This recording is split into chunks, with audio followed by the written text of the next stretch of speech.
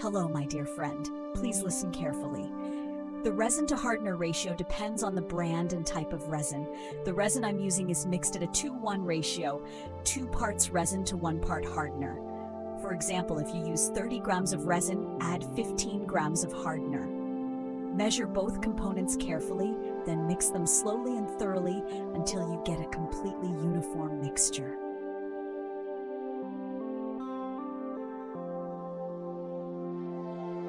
After pouring the resin into the tray, use an industrial heat gun or a torch lighter as shown in the video to remove any remaining bubbles.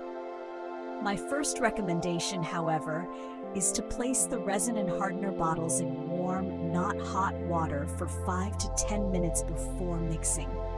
This can significantly reduce the number of bubbles. I didn't have the opportunity to film this step for this tutorial, but I'll be sure to demonstrate it in a future video.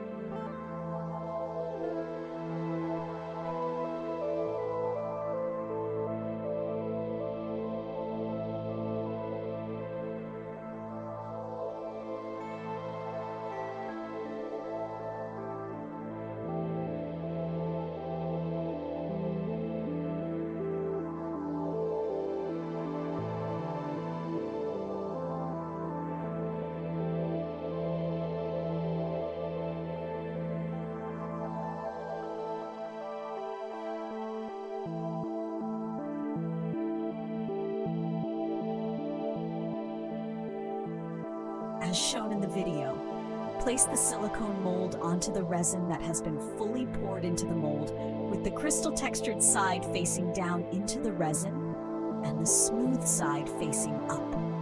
Then gently press the mold slightly into the resin to ensure the resin fully contacts all the crystal details.